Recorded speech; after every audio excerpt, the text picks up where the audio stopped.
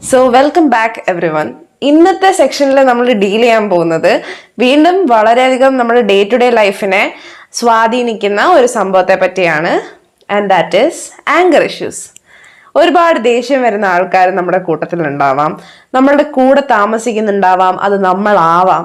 പക്ഷേ ഈ ദേഷ്യം വന്നതിന് ശേഷം ഇത് അയ്യോ തെറ്റായി പോയി എന്ന് ഓർക്കുന്ന ആൾക്കാരാണ് പലരും. സോ എന്താണ് ആങ്കർ ഇഷ്യൂസ്? അതിനെ പറ്റിയാണ് നമ്മൾ സംസാരിക്കുന്നത്. നമ്മൾ ഷോർട്ട് ടെമ്പേർഡ് ആണ്. നമുക്ക് ചെറിയ കാര്യങ്ങൾ കേട്ട് കഴിഞ്ഞാൽ തന്നെ അതിഭീകരമായി നമ്മൾ റിയാക്ട് ചെയ്യും, ഭയങ്കരമായി നമ്മൾ അതിന് റെസ്പോണ്ട് ചെയ്യും. നമ്മളുടെ ആ ഒരു ആങ്കർ വെച്ച് ആങ്കർ ഒരു പവറായിട്ട് കണ്ട് നമ്മൾ അതിനെ ഡിഫെൻഡ് ചെയ്യും, നമ്മൾ ഒരുപാട് ഷൗട്ട് ചെയ്യും, നമ്മൾ അതിൻ്റെ റിയാക്ഷൻസ് വളരെ ഡിസ്ട്രക്റ്റീവ് ആയിട്ട് കൊണ്ടുവരുമെന്നുണ്ടെങ്കിൽ അതിനെയാണ് നമ്മൾ ആങ്കർ ഇഷ്യൂസ് എന്ന് പറയുന്നത്. നമ്മൾ ഒരുപാട് ദേഷ്യം വരുന്ന ഒരാളാണ്, നമ്മൾക്ക് ഒരുപാട് ഇഷ്ടമുള്ള അല്ലെങ്കിൽ നമ്മൾ അറ്റാച്ച്ഡ് ആയിട്ടുള്ള എൻവയോൺമെന്റ്സിൽ പോലും നമ്മൾ ഒരുപാട് ദേഷ്യപ്പെടുന്ന ഒരു വ്യക്തിയാണ് എന്നുണ്ടെങ്കിൽ നിങ്ങൾക്ക് ആങ്കർ ഇഷ്യൂസ് ഉണ്ടാവാനുള്ള ചാൻസ് ഉണ്ട്.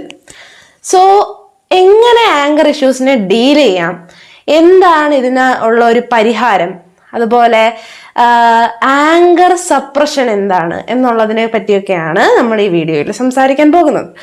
സോ നിങ്ങളൊരു ദേഷ്യമുള്ള, അതായത് ഷോർട്ട് ഫ്യൂസ് ടെമ്പേർഡ് ആയിട്ടുള്ള, പെട്ടെന്ന് ദേഷ്യം വരുന്ന, മൂക്കിന്റെ തുമ്പത്താണ് ദേഷ്യം എന്ന ആൾക്കാർ പറയും, ആ ഒരു രീതിയിൽ കണക്കാക്കപ്പെടുന്ന ഒരു വ്യക്തിയാണെന്നുണ്ടെങ്കിൽ നിങ്ങൾ ഈ വീഡിയോ മുഴുവനായി കാണുക. സ്വാഗതം. ആങ്കർ ഇഷ്യൂസ് പല രീതിയിൽ നമ്മൾ പ്രൊമോട്ട് ചെയ്യുന്നുണ്ടാവാം. എങ്ങനെയൊക്കെയാണ് നമ്മൾ ആങ്കർ ഇഷ്യൂസിനെ പ്രൊമോട്ട് ചെയ്യാറുള്ളത്? ആദ്യത്തെ രീതി എന്ന് പറയുന്നത് നമ്മൾ പാസീവ് അഗ്രസീവ് ആയിട്ടിരിക്കാം, നമ്മൾ ആക്റ്റീവ് അഗ്രസീവ് ആയിട്ടിരിക്കാം, നമ്മൾ റിവെഞ്ച് മെന്റാലിറ്റി ഉള്ള ആൾക്കാരായിരിക്കാം, ഷോർട്ട് ടെമ്പേർഡ് ആയിരിക്കാം, അതേപോലെ എന്താ പറയുക, ഒരു ഷോർട്ട് ഫ്യൂസ് എന്ന് പറയുന്ന പോലെ പെട്ടെന്ന് ഇമ്പൾസീവ് ആയിട്ടുള്ള ആങ്കർ ബൗട്ട്സ് ഉണ്ടാവുന്ന ആൾക്കാരായിരിക്കാം. ഇതിൽ ഏത് കാറ്റഗറിയാണ് നിങ്ങളെങ്കിലും ആങ്കർ എപ്പോഴും ഡിസ്ട്രക്റ്റീവ് ആണ്. നമ്മളുടെ മൂഡിനെ, നമ്മളുടെ ആക്ഷൻസിനെയും ഒക്കെ ഒരുപാട് ചലഞ്ച് ചെയ്യുന്ന ഒരു സംഭവമായി മാറാൻ ചാൻസ് ഉള്ള ഒരു ശരിക്കും പറഞ്ഞാൽ നമ്മളുടെ ലൈഫിനെ ഡിസ്ട്രോയ് ചെയ്യാൻ വരെ കെൽപ്പുള്ള ഒരു സംഭവമാണ് നമ്മളുടെ ദേഷ്യം കാരണം മറ്റുള്ള ആൾക്കാരെ കൊന്ന ചരിത്രം വരെ ഉണ്ട്. ഒരുപാട് ദേഷ്യം വരുന്ന ആൾക്കാരുടെ അടുത്ത് നിൽക്കാനോ ഇടപെടാനോ മറ്റുള്ള മനുഷ്യർക്ക് സഹവസിക്കാനും വളരെയധികം ബുദ്ധിമുട്ടായിരിക്കും. ഇപ്പോൾ നിങ്ങളുടെ ചുറ്റുമുള്ള ആൾക്കാർ നിങ്ങളെ ദേഷ്യമുള്ള ഒരു വ്യക്തിയായിട്ട് പെർസീവ് ചെയ്യുന്നു എന്നുണ്ടെങ്കിൽ ഒരു കാരണവശാലും നിങ്ങളോട് ഫ്രീ ആയിട്ട് ബിഹേവ് ചെയ്യാനോ അല്ലെങ്കിൽ ഒരു ഓപ്പൺ മെന്റാലിറ്റിയോട് സംസാരിക്കാനോ ആൾക്കാർക്ക് കഴിയില്ല. അവരതിനു വേണ്ടി മടിക്കും. സോ നിങ്ങൾ ദേഷ്യം വന്ന് സാധനങ്ങൾ എറിഞ്ഞു പൊട്ടിക്കുന്ന ഒരു വ്യക്തിയാണ്, അല്ലെങ്കിൽ മറ്റൊരാളെ ദേഷ്യത്തിൽ വാക്കുകൾ കൊണ്ടോ അല്ലെങ്കിൽ നിങ്ങളുടെ ആക്ഷൻസ് വഴിയോ വേദനിപ്പിക്കാൻ ആഗ്രഹിക്കുന്ന ഒരു വ്യക്തിയാണ് എന്നുണ്ടെങ്കിൽ ഉറപ്പായും നിങ്ങൾ ആ ഒരു ക്യാരക്ടറിസ്റ്റിക് കൺട്രോൾ ചെയ്യേണ്ട ആവശ്യമുണ്ട്. ഇന്ന് നമ്മൾ സംസാരിക്കാൻ പോകുന്നത് ആങ്കർ ഇഷ്യൂസ് എങ്ങനെ കൺട്രോൾ ചെയ്യാം, ആങ്കർ എന്തുകൊണ്ടുണ്ടാവുന്നു, എന്തൊക്കെ രീതിയിൽ നമ്മൾ നാച്ചുറലായിട്ട് നമ്മൾ ദേഷ്യമുള്ളൊരു വ്യക്തിയാണെന്ന് അറിയാതെ ആങ്കറിനെ പ്രൊമോട്ട് ചെയ്യുന്നു, എന്തൊക്കെ രീതിയിൽ അതിനെ സപ്രസ് ചെയ്യുന്നു എന്നൊക്കെ നമുക്ക് ഒന്ന് നോക്കാം.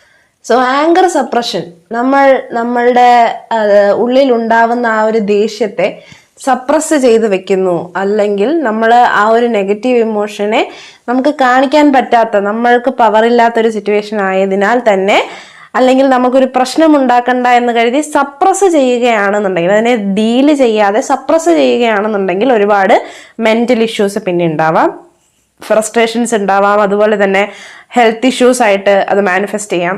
അങ്ങനെ കുറേ പ്രശ്നങ്ങളിലേക്ക് ആങ്കർ സപ്രഷൻ നമ്മളെ കൊണ്ടെത്തിക്കാം. ആങ്കർ സപ്രഷന്റെ ഒരു നെഗറ്റീവ് ഇതെന്ന് പറഞ്ഞു കഴിഞ്ഞാൽ, ഈഗോ കൊണ്ട് നമ്മൾ ആങ്കറിനെ സപ്രസ് ചെയ്യാൻ നോക്കും. കാരണം നമ്മൾ ഇതിന് റിയാക്ട് ചെയ്യാൻ അത്ര വെർത്തല്ല ഈ സിറ്റുവേഷൻ എന്നുള്ള രീതിയിലോട്ട് നമ്മളുടെ മെന്റാലിറ്റി മാറുകയും അത് ഒരു ഈഗോ സപ്രഷനായി മാറുകയും ചെയ്യാനുള്ള ചാൻസ് ഉണ്ട്. ഇനി നമ്മൾ ആങ്കർ സപ്രഷൻ അല്ലാതെ ആങ്കറിനെ ഡീല് ചെയ്യാൻ കുറച്ച് മെത്തേഡ്സ് ആണ് നോക്കുന്നത്. Deep breathing. നമുക്ക് ഒരുപാട് ദേഷ്യം വരുന്ന ഒരു സിറ്റുവേഷനിൽ ഫസ്റ്റ് ഓഫ് ഓൾ റാഷണൽ ആയിട്ട് ചിന്തിക്കുക. വളരെ ഈ ഒരു സിറ്റുവേഷൻ നിങ്ങൾ പീസ്ഫുൾ ആയിരിക്കുമ്പോൾ അല്ലെങ്കിൽ കാം ആയിരിക്കുമ്പോഴാണ് നിങ്ങളുടെ മുൻപിൽ വരുന്നത് എന്നുണ്ടെങ്കിൽ അത് എങ്ങനെ നിങ്ങൾ ഡീല് ചെയ്യുമായിരിക്കും എന്നതിനെ പറ്റി ഓർക്കുക. റാഷണലായിട്ട് പ്രാക്ടിക്കലായിട്ട് ചിന്തിക്കാൻ ആദ്യം തന്നെ ശ്രമിക്കുക. അപ്പോൾ ഒരുപാട് ദേഷ്യം വരുന്ന ഒരു സമയമാണ് എന്നുണ്ടെങ്കിൽ അങ്ങനെ ചിന്തിക്കാൻ ചിലപ്പോൾ ബുദ്ധിമുട്ടായിരിക്കും. സോ നമ്മൾ എന്താ ചെയ്യുക, നമ്മൾ ഒന്ന് നല്ല ഒരു ഡീപ്പായിട്ടൊരു ഇൻഹേൽ ചെയ്ത് എക്സേൽ ചെയ്യുക. അതിനുശേഷം നമ്മൾ ചെയ്യേണ്ട കാര്യം എന്ന് വെച്ചാൽ ഒന്ന് കൗണ്ട് ചെയ്യുക. 10 to 1 വരെ ബാക്ക്വേർഡ്സ് കൗണ്ട് ചെയ്ത് നോക്കുക. അല്ലെങ്കിൽ നിങ്ങൾക്ക് എത്ര നേരമാണ് നിങ്ങളുടെ ദേഷ്യത്തിന്റെ സ്പാൻ, എത്രത്തോളം ഇന്റൻസ് ആണ് നിങ്ങളുടെ ആങ്കർ എന്നുള്ളതിനെ വെച്ച് കൗണ്ട് ചെയ്യും. സോ ഒരു ഡീപ്പ് ബ്രത്ത് എടുത്ത് കൗണ്ട് ചെയ്യുന്നതാണ് നമ്മുടെ ഫസ്റ്റ് മെത്തേഡ്. സെക്കൻഡ് മെത്തേഡ് എന്ന് പറഞ്ഞാൽ അപ്പോൾ തന്നെ നമുക്കൊരു വെന്റ് കിട്ടിയില്ല എന്നുണ്ടെങ്കിൽ silence your self, silence your head, silence your intrusive thoughts, silence your impulse എന്നുള്ളതാണ്. കണ്ണടച്ച് കുറച്ചു നേരം പോസിറ്റീവായ നിങ്ങൾ എന്ത് മോട്ടിവേഷനിലാണോ ജീവിക്കുന്നത്, നിങ്ങൾ എന്ത് മുന്നിൽ കണ്ടാണോ ആ ഒരു സിറ്റുവേഷനിൽ നിൽക്കുന്നത്, അതിൻ്റെ വരുംവരായികളൊക്കെ ഒന്ന് ചിന്തിച്ച് എടുക്കാൻ ശ്രമിക്കുക. ഇനി മൂന്നാമത്തത്, നിങ്ങൾക്ക് ഒരുപാട് ഇഷ്ടമുള്ള ഒരു കോമഡി, അല്ലെങ്കിൽ നിങ്ങൾ ആ ഒരു ആങ്കർ നിങ്ങളിൽ ഉണ്ടാക്കിയ ആ ഒരു സിറ്റുവേഷനെ മറ്റൊരു സെനാരിയോയിലോട്ട് കൺവേർട്ട് ചെയ്യാൻ നോക്കുക. അതായത് ഇപ്പോൾ നിങ്ങളെ ആരെങ്കിലും പറഞ്ഞ് കളിയാക്കി ചൊടിപ്പിച്ചതാണ് നിങ്ങളുടെ ആങ്കർ എന്നുണ്ടെങ്കിൽ ആ വ്യക്തിയുടെ ആ വ്യക്തി നിങ്ങളോട് ഇന്ററാക്ട് ചെയ്യുന്ന ഒരു കോമിക്കൽ സിറ്റുവേഷൻ ആയിട്ട് അതിനെ മാറ്റിയെടുക്കാൻ നോക്കുക. അങ്ങനെ ഒരു സിറ്റുവേഷൻ നിങ്ങൾ മെന്റലി ഉണ്ടാക്കിയെടുക്കുന്നതിലൂടെ ഒരു ബാരിയറാണ് നിങ്ങൾ ഉണ്ടാക്കുന്നത്. നിങ്ങളുടെ ഇറിറ്റേഷൻ മാറാനുള്ള ഒരു ബാരിയറായി അത് വർക്ക് ചെയ്യാൻ ചാൻസ് ഉണ്ട്.